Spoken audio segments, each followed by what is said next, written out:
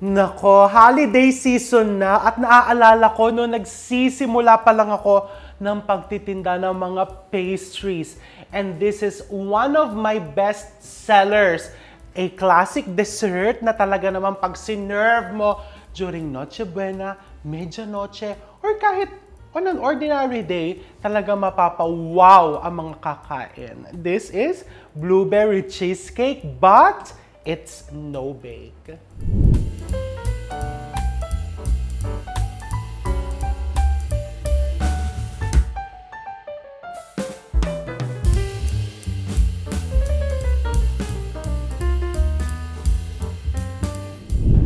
Siyempre naman, no, pagka busy tayo, ayaw na natin pang magpakahirap sa kusina. So this is super duper easy. Nakapag-share na ako ng recipes nito before. But this one, marami ako sa baul ko ng mga recipes. So medyo iba ito. So first, I start by preparing my crust. Mapapansin mo pala dito, nandito na yung cream cheese because I want to soften it. So, pwede mo natin buksan yung mixer mo, i-low speed mo lang na ganyan. Because it's important na yung cream cheese mo walang lumps para yung blueberry cheesecake very smooth. So, just leave it like that. And then, over here, I'm going to prepare my crust. So, I'm going to turn on the flame. And, pagsasama-samahin ko lang lahat ng ingredients dito. I have here butter that has been melted. Actually, kahit hindi mo minelt kasi maiinitan din yan dito sa kawali. The idea is you want to toast your graham crackers para mabuhay yung flavors and magkaroon ng caramelized na lasa. Kasi 'di ba pag no bake, of course, hindi mo nga siya i-bake. So, walang caramelization na mangyayari. Dito mo bubuhayin yung kanyang flavors. Graham crackers, and then para yung merong konting festive aroma, I'm going to put pinch of cinnamon powder. And some sugar, of course.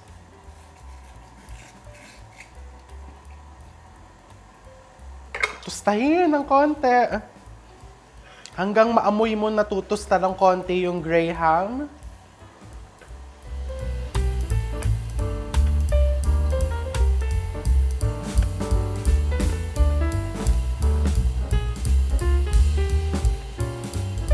Ayan! So, naaamoy ko na siya. I don't know, no? Pero, ang amoy niya kasi, ewan ko kung ganun din yung sa inyo, amoy biscoff. Bango! Amoy sauce. Nilagyan mo lang ng konting cinnamon powder. And yeah, nakikita ko siya, umuusok-usok na siya. You don't want to over toast this because magiging mapait. And then, I have here a loose bottom pan. Natatanggal yung ilalim. You can also use springform pan or even yung mga disposable na aluminum pans, pwede din. I'm just going to press this, lahat na yan.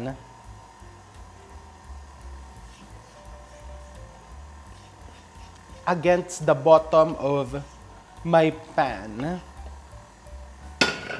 So, just using the same spoon, press mo lang. Press it like that. Huwag ka magpaka-stress sa pagpe-press niyan because yung blueberry mo, yung feeling mo, cheesecake feeling, mabigat din po yun, i-compress din po niya yan. Gusto mo lang na medyo ipantay siya. Ayan, that's it. Okay, and then I'll set it aside. Babalikan ko to. Lalakasan ko na yung speed ng mixer. Okay, nag-soften na. As you can see, di ba? As easy as that. And then make sure you scrape the sides of the mixing bowl. Para pantay na pantay ang pagkakahalo mo. Ay, ngayon palang makikita mo na wala ng lumps, di ba? Very, very nice. And then I'm going to put next, this is just chilled all-purpose cream. Chill mo lang. Pag nag-chill po tayo, ha, wag po yung binili mo yung cream, i-chill mo ng 2 oras, hindi po ganon. We chill it overnight. Kung wala ka namang overnight, talagang excited ka, i-freezer mo for around 2 to 4 hours.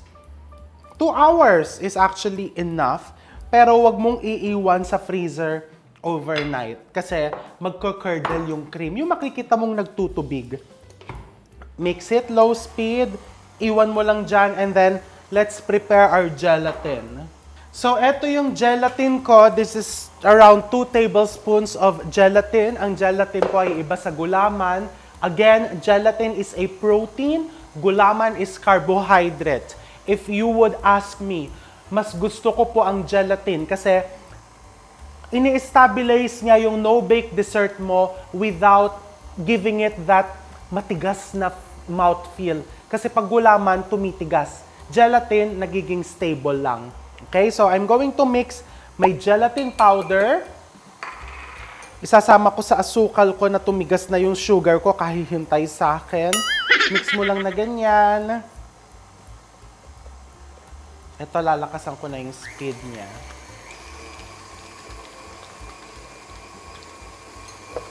Okay, tingnan ko nga to.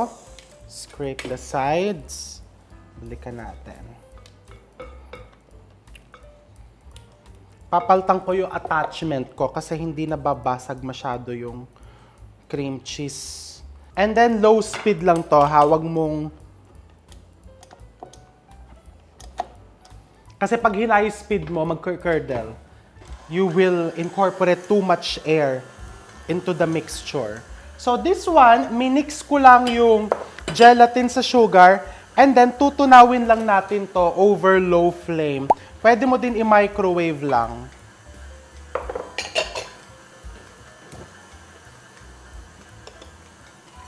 Low flame lang hanggang matunaw lang. Okay, this is the mixture that you want to achieve. Don't overmix it kasi pag in-overmix, it will curdle. Pag nag-curdle, magtutubig, babagsak. Nangyari po sa akin yan nung isang araw when I was testing the recipe.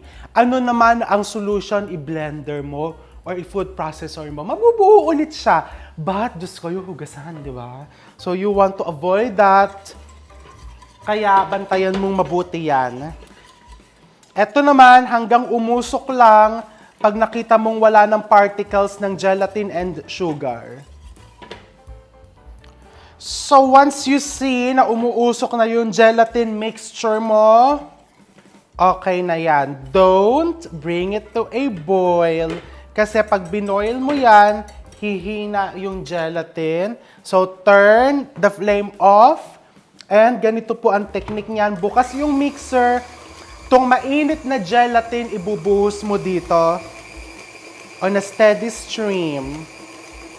Okay, mapapansin mo, lalambot talaga yung cheese, yung cream cheese and cream filling mo. That's very normal.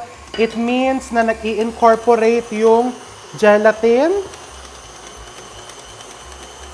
Okay, that's it. Turn off the mixer. Scrape the sides.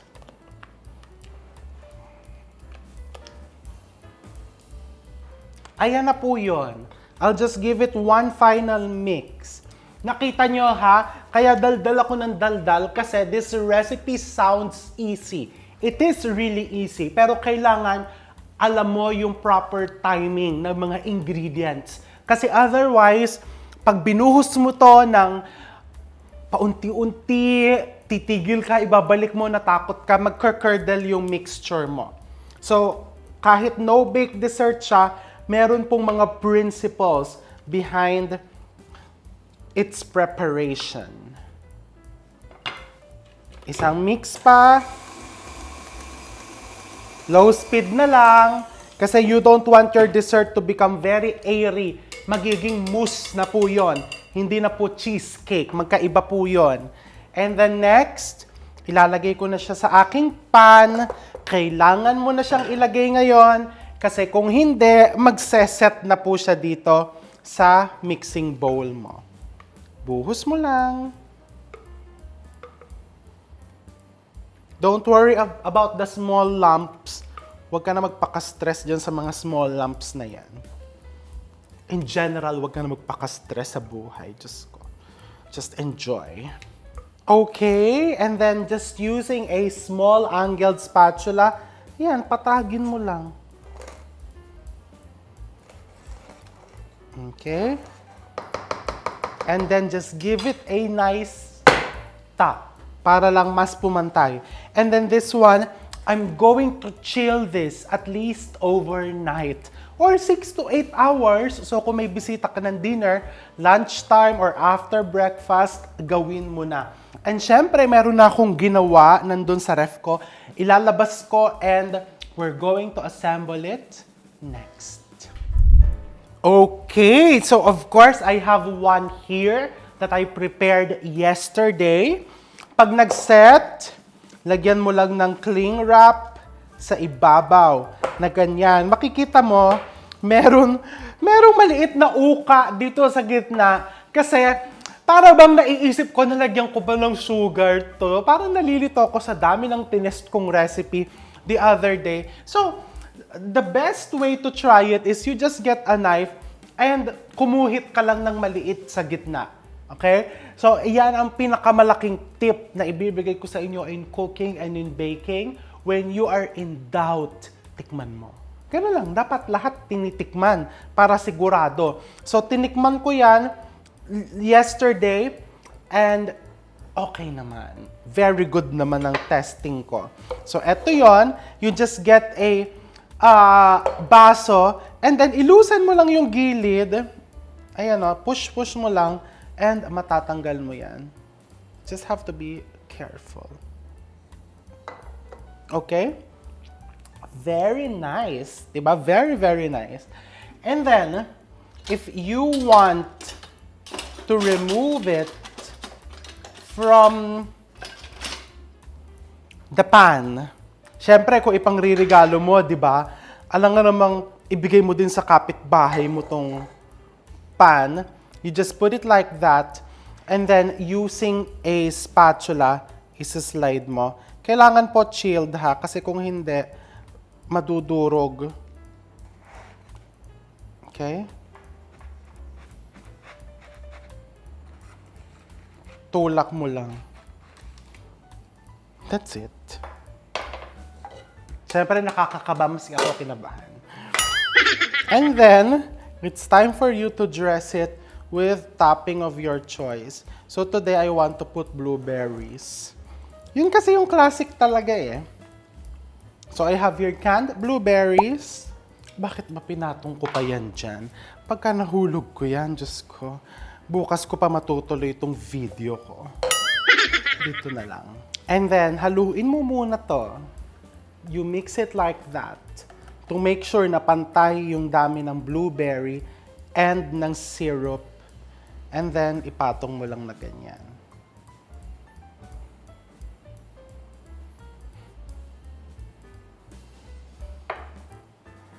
And then, just spread it out a bit.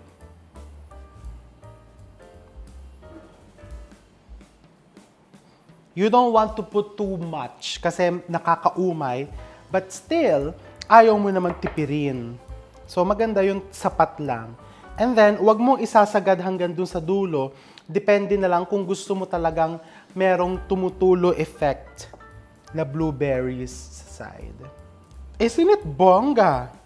It is super bongga. So next, hiwain natin to at tikman. Okay, now the best part, tikman natin. I'm going to teach you some tips. Kung gusto mong maganda yung hiwa, painitan mo ng konti yung kutsilyo mo. Just like that. Konti lang kasi baka naman masyadong malusaw. And then, let's slice it. So, yan yung sinasabi ko, don't put too much blueberry because eventually, yung bigat niyan, aapaw yan. So, if you put too much, yung kahon mo, punong-puno na ng blueberry. So, this is just fine. And then, let's cut it. Pagkahiwa mong ganyan, this one, pupunasan mo. Ayan, no, masyado mainit yung knife ko. Kaya medyo mapapansin mong nalusaw.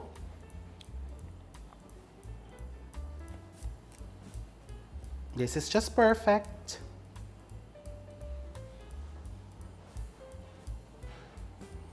Okay, and then I'll show this to you. Look at that. Diba? Isn't it bongga? It is. Diba? Yan yung akalain mo bang it's no bake? Now, let's try it. Of course, kung di ka mahilig sa blueberry, strawberries, or whatever gusto mong ilagay sa ibabaw, Nutella. Look at the inside, very smooth.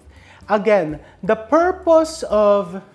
halata namang halata namang ang hilig ko sa blueberry, no? Ginaganon ko pa yun nandito. The purpose of the gelatin is to stabilize the dessert. No? So just in case, from Binyan, dadalhin mo sa Quezon City, hindi siya basta-basta malulusa. Well, kailangan hindi din mainitan masyado. Oh my God.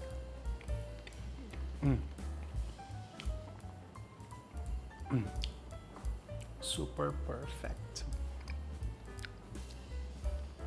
I love it. More blueberries. I lied. Kailangan dagdagan mo yung blueberry. Hayaan mo siyang umagos kasi masarap madaming blueberries.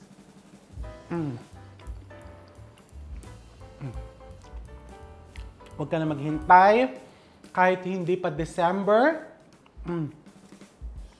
gumawa ka na. It's super duper good and I'm going to see you all soon.